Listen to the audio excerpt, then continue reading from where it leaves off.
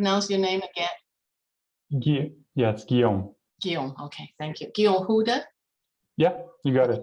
Yeah. Perfect. Thank you. And you may begin. Hi, everyone. Good morning or good evening, wherever you are, or good afternoon.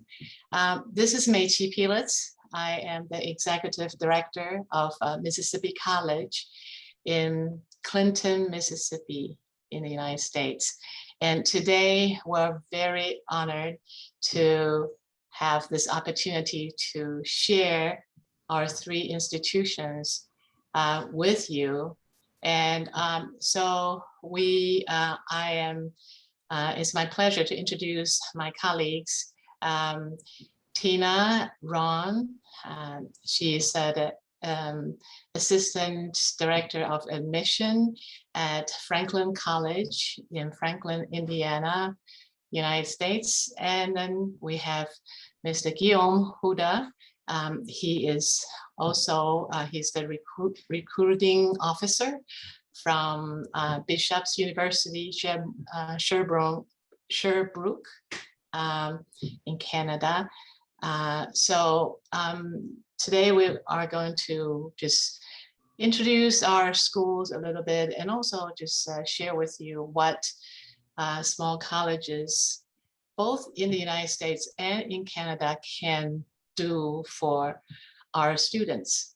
And a lot of times our schools, we offer some incredible benefits to our high schoolers, especially. So I'm going to move on to the next slide. And so we like to kind of open the floor among three of us, and we just have a sharing session. And so share our personal experience.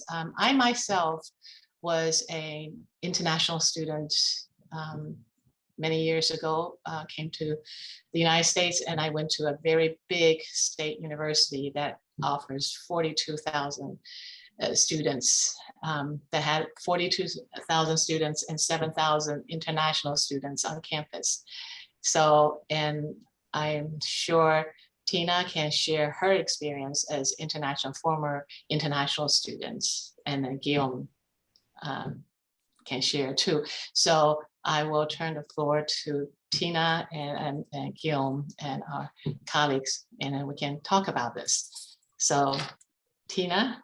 Hello, everyone. Thank you so much for joining us for this session. And, you know, like a few years back, and, you know, when I just came to the US, I started in community college and then state school. But then I realized in the state school, I just can't get the experience I wanted, or I always feel like, you know, give you several examples, like one of my classes is like, actually most of the classes are like 100 students. By the end of the semester, professor don't remember my name. And after classes, I want to ask some questions, but then the line is always super long. Before it got to my turn, next class already came in. So you really don't have the opportunity to ask professor some questions you may have after the class. And also like there are so many, every school have so many like on-campus job for international students or student organization leadership position you can apply. But I just found out it's so compatible in state school or in a larger institution, because there are so many students, they are like better than you. You know, before I came to the States, I assume I'm a pretty good student. And but here I just feel like there are so many opportunities I tried, but I couldn't get it. And then that's why for my graduate programs, I went to a smaller size liberal arts school, which only has about 2,000 students. And one of my accounting class was only like 3 students, which is great. It's like a VIP. And I do feel like liberal arts school really give you students a lot of attention, a lot of care and also a lot of opportunity for you to stand out. And that's why I work for liberal arts school since then. And Franklin College is the second liberal arts school I work for. And I feel like liberal arts school really give international students a lot more opportunities than bigger institution. So next I'll hand to Gil. Yeah, thank you, Tina. I can totally relate to what you just said. You know, it would be normal for an international student to feel kind of lost in the crowd because it's a new environment, a new country, often a new language, or at least a language that's not their first. So it can be very challenging and scary to some extent. But in small institutions such as Bishops, the vast majority of students actually come from outside. Even the students coming from the rest of Canada are coming from pretty far away. So they are very eager to meet people, make friends, and that's really something that's typical and special about smaller institutions. Also, Tina, you said that you had an experience where your professor wouldn't remember your name when you were in a bigger college. Well, you know, it's unlikely to happen in a small one because if I take Bishops as an example, our biggest classroom is about 130 students, 130 seats. And that's the biggest one that we have here at Bishops. So the rest of them are closer to maybe 30 or sometimes 50 seats. So it's much easier for the professor for you to build actually a relationship with your professor, for that professor to learn your name, and then to offer you various opportunities. And yeah, that's something that I find very special and great about smaller colleges. Thank you. Yeah, I can chime in for that too. Like the slides and also share that oftentimes large universities often use graduate students, TAs, and I was one of the TAs, and I taught 3 classes. Each class, I have 35 students, and usually the professors, they don't teach undergraduate students, not too many in large universities, not too many professors teach undergraduate students, unless it's some core courses. Now, the general core courses, usually TA will teach the students. And so if you want to hear some core courses, lectures, and you go to a big lecture hall, and then you have a big screen, and then you watch the professor giving lectures. So oftentimes when students, high school students, when they first just go to the university, they really need some guidance and need professors to guide them along the way. And it's not like, I feel like us TAs were like teaching machines. You know, we'll go into the classroom, teach them, and then grade their tests. And we did not really have any interaction with the students because we were just a couple years older than the students. So when I went to graduate school, I was 20. So I was like, you know, I mean, only a few years older than the students, and I was new to the country. So the students really need professors to guide them. So that's something that you find in small colleges. And also, I talked to several international office directors attending NAFSA conference, and they said they just couldn't understand how we could do all kinds of activities with the students when they had to outsource to third party to handle the logistics and everything. So, and that's why we suggest that you take a good look of small universities, and also small universities, and usually they're in small towns, so they're really safe. And Tina and Mr. Holder can tell you that this is the case of their universities. And small universities in small town usually are very well connected with the surrounding community, and that provides substantial support to our international students.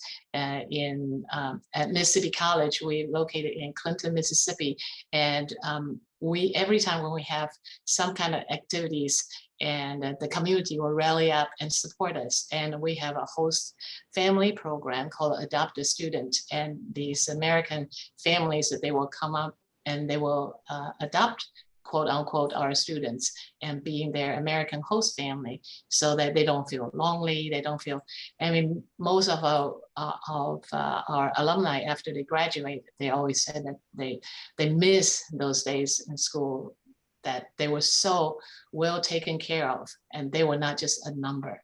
And transportation, that's another thing. You know, when you're in a huge campus, you go running from one class to another. I mean, you have to ride bicycle or walk.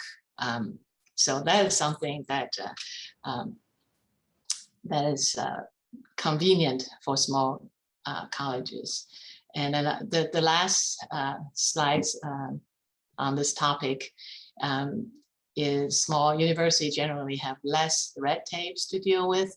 And every time when we want to implement something and then get through really fast. And so that allows students to have, if they have ideas, whether it's SGA or whatever ideas and innovation they have, they can move forward more smoothly. So I'll let Tina and Mr. Holder share their experiences on these Definitely. talks. Yeah, I think Mechi definitely mentioned a very, very good points. And a lot of time, these things are not, students may not consider it before they pick a school, or like they don't really know what experience they are gonna get. Let's say my experience moving from California to Ohio for my graduate school. Like I never thought, okay, the school is very isolated. It's like in the middle of a cornfield, and then like the transportation is not easy. It's hard for you to go to a bigger city, or hard to you to do internships around you. That's something, but like definitely, you know, in a rural area, it's much safer in bigger city. But definitely students need to think about where the school is located at, and whether it's like 1 hour, 2 hours from the city, or like just 20 minutes or 10 minutes from the city, because the experience is totally different. And I highly suggest students who needs a lot of help transit from high school to college, or international students coming from a different country, different culture. A smaller size school is way better or way easier to adjust and to transit to a college student.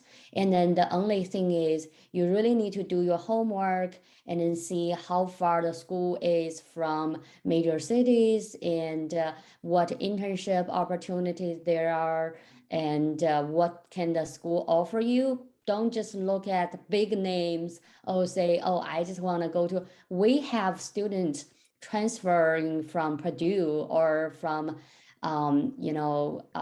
University of Indiana, like those big name schools. And a lot, like several of them are international students, because they are not used to the bigger schools. They just don't get the support they need. And then once they transfer to a smaller size school, they feel like they can be way easier to be successful. Yeah. Mm-hmm. Yeah, Tina, this is also true. I can really relate to the part about transportation. I studied at Bishop's 8 years ago. I graduated there, but before I graduated, I did an exchange in a big university in Tokyo, Japan. And I love my whole experience, but I would have I lived in the residence from the university, but I would have to commute 45 minutes every morning. And that part I didn't like so much. For example, at Bishop's University, all residences are right on campus. Worst case scenario, it's going to take you 10 minutes walking to get to your classroom. So much better. Yeah, I agree with you. We have this student, I put it here, Abdul.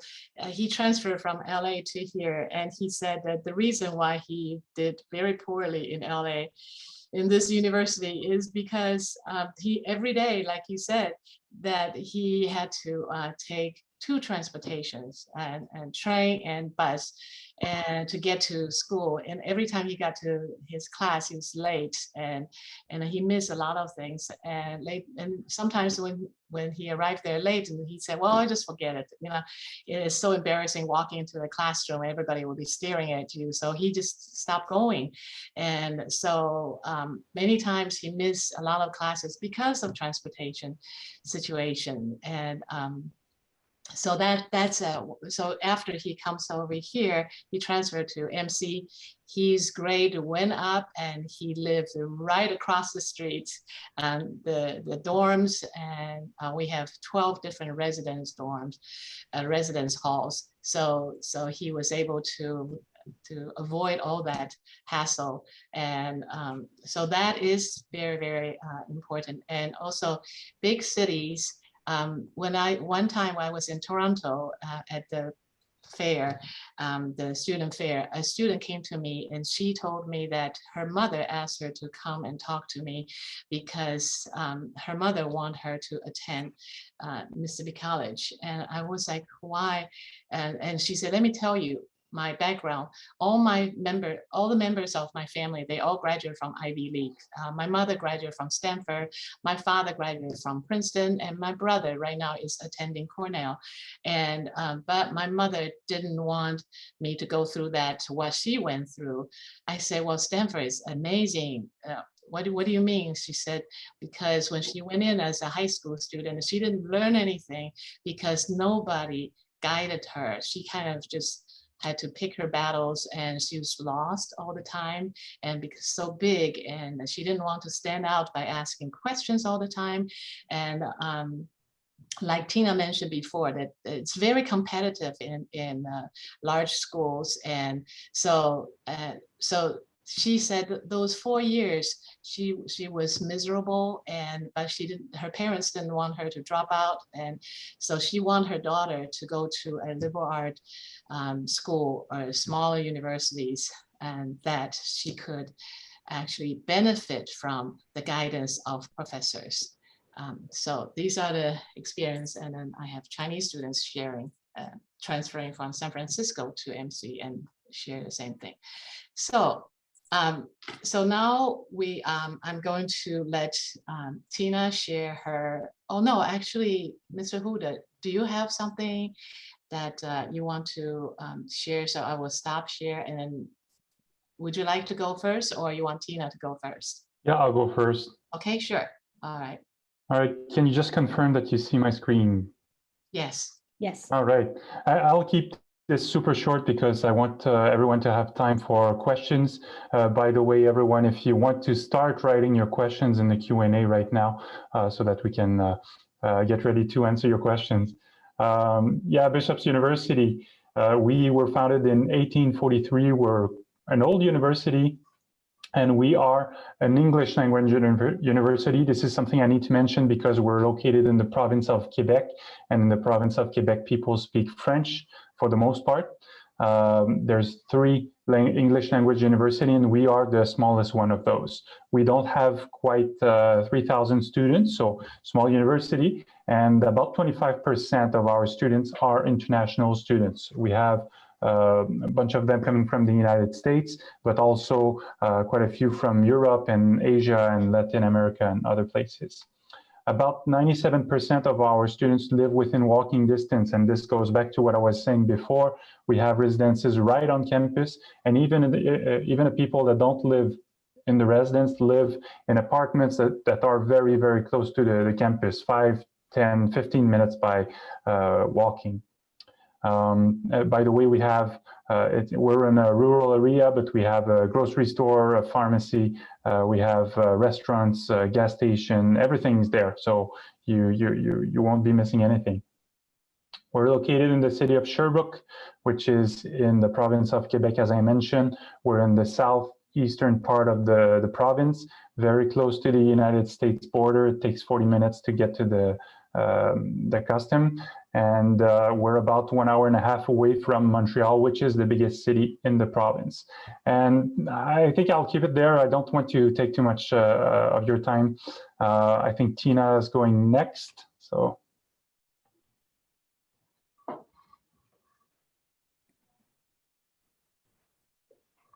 Meiji, it would be great if you share the screen again. Thank you.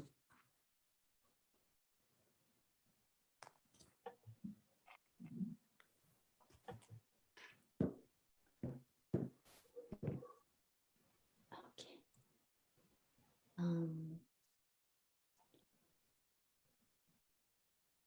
Can you put it in present mode?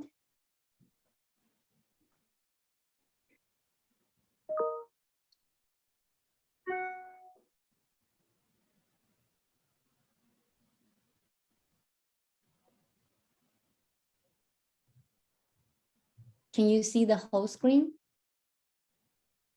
Meiji, you're on mute currently, and I think what you want to do is just stop the sharing and share a different screen. You're going to want to be sharing the presentation itself. Meiji, under display settings at the top. I have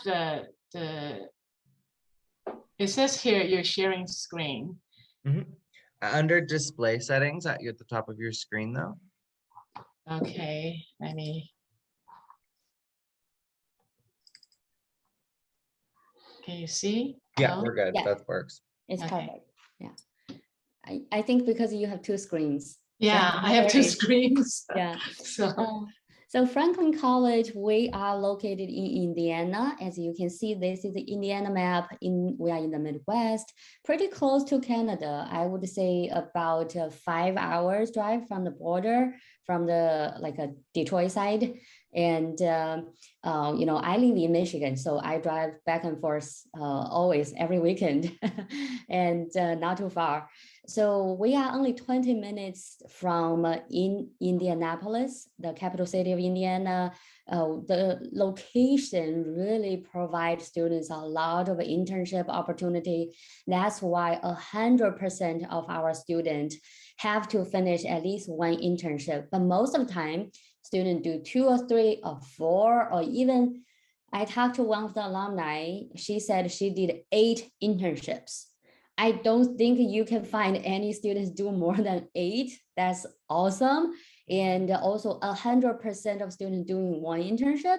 That's something not other like a larger institution can promise that. We have about 1,000 students in total. And actually our international students represent 21 countries. And each class size is really small. We have about 15 students in each class. The student to faculty ratio is about 11:1. Even though we do have big lecture hall, can seat about 100 students, but with COVID everything, now we allow about 30 students. But most of the time, we don't have any classes bigger than 25 students. And on the right, as you can see, these are just some of the employers our students work for after they graduate, and also some of the graduate school our students go to. Our international students, we have international alumni work at Facebook, work at Cummins in Ohio, and studying at Harvard University for their graduate program, like all different places. We can go to next slide. wait. Yeah, here. Here are just some of the rankings. I know some students might be, or family might be interested in looking at the rankings. And, we also ranked as the #1 liberal arts school in Indiana before. So the ranking changes. I really don't think the ranking matters too much. It's really what the school can offer to students. And we do offer international student scholarship from 16,000 to 21,000 per academic year. And this is going to be based on high school GPA. We test optional, so students don't have to submit SAT or ACT score. And also we offer full scholarship opportunity for a competition. So as long as students' GPA is above 3.7, they can compete for the full scholarship. But the minimum GPA requirement is 3.0. And we can also work with students from the GPA point of a 2.5 to 2.9. And we accept AP and IB credits. And we also have awesome study away program. So this study away program definitely allows students to study in different countries for one semester or even a whole full year. So we have a lot of students participating in these programs. So students are not just studying in the US, and also they are going out to see the world. So next, I'll hand to Meiqi. Okay, thank you. Mm-hmm. Mississippi College is number one private university in Mississippi. It's the largest private school and oldest, founded in 1826. And we have about close to 5,000 students, and international students are from 49 different countries. So we have very long history, and we have 4 governors graduated from Mississippi College, and including the last one. So the teacher and student ratio 1 to 14, and we have, like I mentioned before, 12 on-campus resident halls, and we have Mississippi State's only cadavers lab at college level for pre-med students, and also a physician assistant master program, the only physician assistant program degree in the state of Mississippi.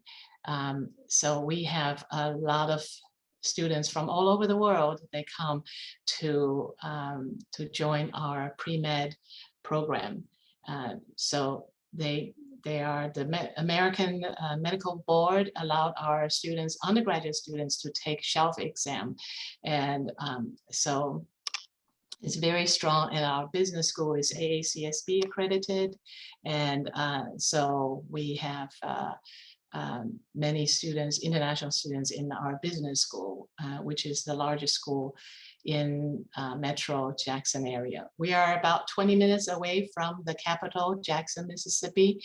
And but Clinton itself is a suburban city, and so it's very conducive for students to study and get their degree. We have diversity of student body and very affordable tuition, being in the South, and international student scholarship. All international students will get scholarships, plus academic scholarship, low cost of living, and excellent degree program. So just quickly, this is the last thing. I'm going to talk about just Isaac Tan came to our university at age of 16. He was a homeschool student, and his major was biochemistry, minor is physics.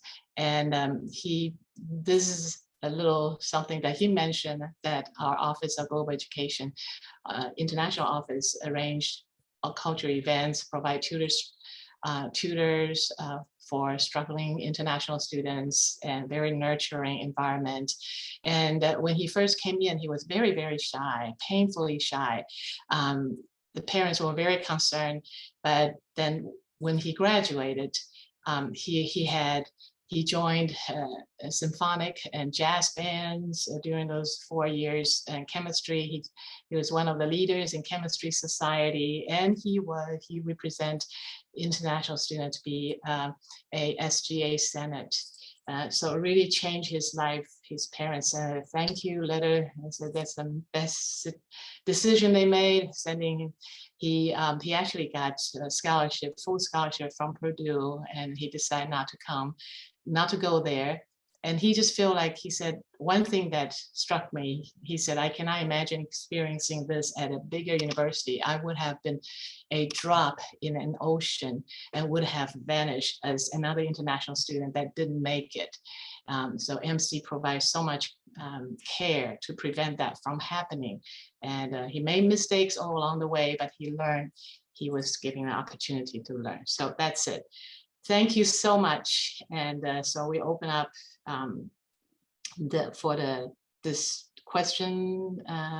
If you have any questions, please just go ahead and put in a chat box or a question Q&A. Yeah, so. Maybe, thank you everyone so much. Maybe while we wait for that, for some questions to come in, maybe something we can discuss in the meantime is the role that the pandemic has played on small colleges in Canada and the US. How can someone, or how can our counselors here help their students prepare for going to a small college during a pandemic, or in the end part of a pandemic? So we think.